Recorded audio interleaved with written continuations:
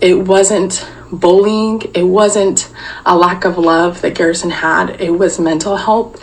And I am going to continue talking about mental health and self-care until I am blue in the face, because I don't think it's talked about enough. This is my Sister Wives update for March 2024, and one thing's for sure, it's been a heartbreaking month for Mary, Janelle, Christine, Robin, and Cody. The family is dealing with unimaginable grief this month. Garrison, Cody and Janelle's son, who was 25, died tragically on March 5th in his house in Flagstaff. Gabriel was actually the one who found him after Janelle reportedly had asked for someone to go check on Garrison after he had sent a strange text to people they work with. It looks like this was self-inflicted and a very painful thing for the family to go through. Maddie says that the first week after was horrible. Based on a post from Garrison's cousin, there is evidence that they may have already celebrated his funeral or memorial, and according to Mykelti, the whole family was together in Flagstaff at one point, which is a pretty rare occurrence, and I imagine it was probably for the funeral.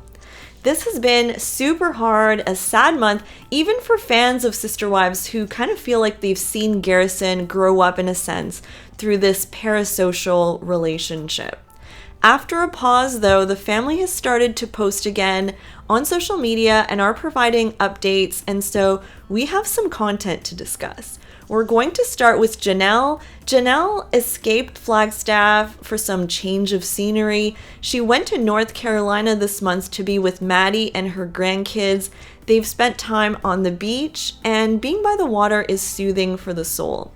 Janelle also took to social media to thank everyone who donated money in Garrison's memory to the agencies where he had adopted his cats.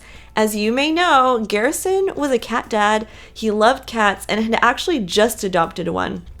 And so fans found a way to honor his memory there, and it was actually super sweet. A place called High Country Humane has received what they said was over $13,000 in donations, and they will be honoring Garrison's memory in a variety of ways. They said, "In honor of Garrison, we will be sponsoring all cat adoptions for the rest of the month of March and naming our cat adoption room in honor of Garrison and his 3 cats, Cathew, Patches, and Ms. Buttons.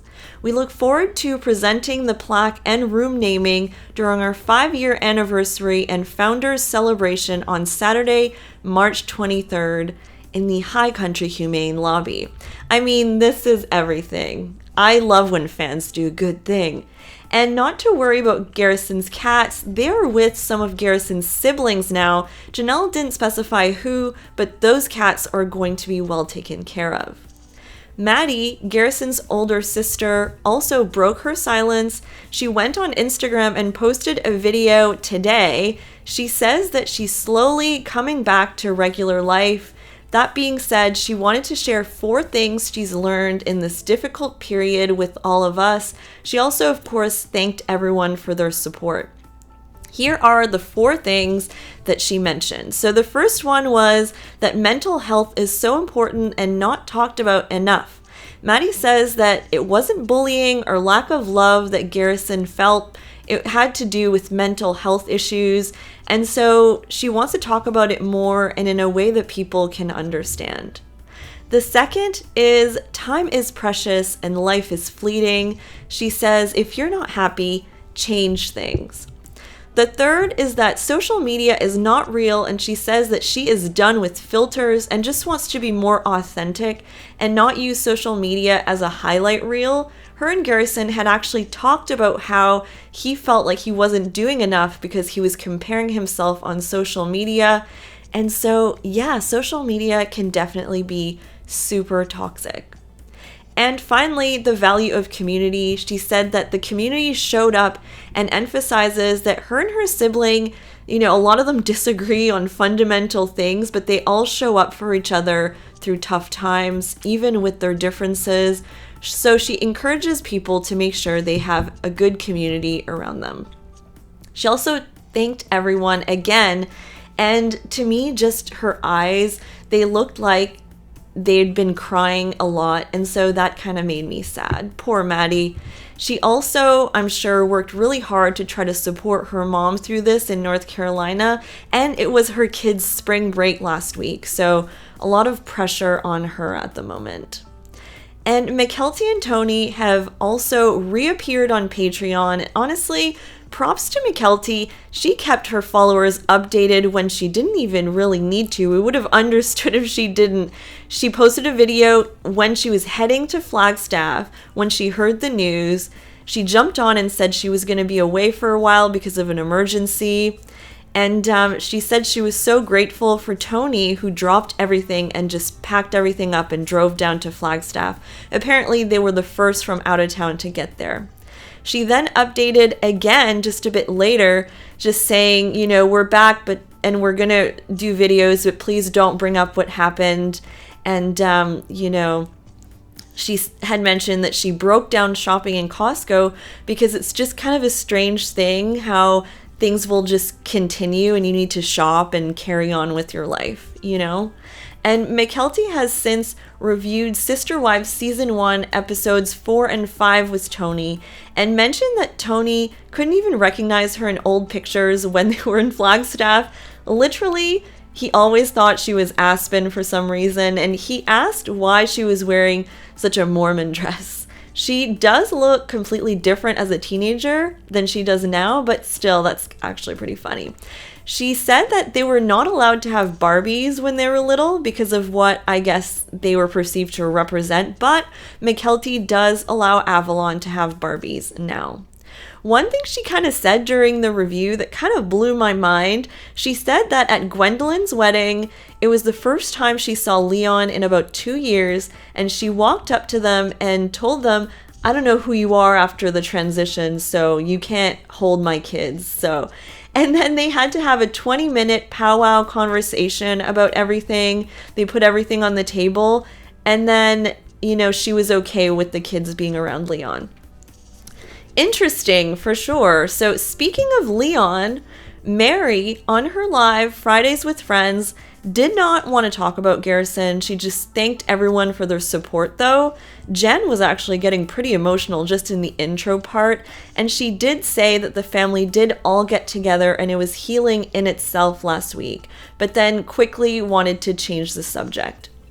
Mary had said earlier in the week that she feels comfort in knowing that she thinks her late mother, Bonnie, welcomed Garrison in heaven, and that Bonnie loved all her grandkids, no matter who they were from. She also said she went for her colonoscopy because her sister died of colon cancer, and it had been like 18 years. Anyways, they found a polyp, but now it's gone. But a reminder for people who need to get one to get one. Christine took a bit longer to post about Garrison this month. I mean, Christine had a very big influence on Garrison growing up.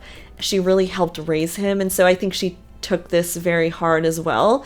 She has been posting a lot of older pictures of Garrison. She's been looking through her negatives from her old photo camera and from back in the day, and says that every photo with Garrison in it is now infinitely more important than ever before, and that she's scrambling for just another glimpse of him, which is sad.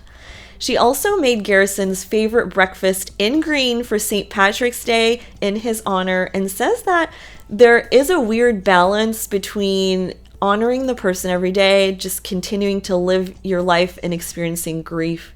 I think a lot of people can relate to this sentiment. And Christine and David's Airbnb has a new Instagram account, by the way. It's called Wild Woolly Retreat, and it will have this fabulous jellyfish lamp in it soon. So best wishes to the whole family during this incredibly hard time. I know there was a report that the care team or something visited Cody and Robin's house, and then In Touch said that was false.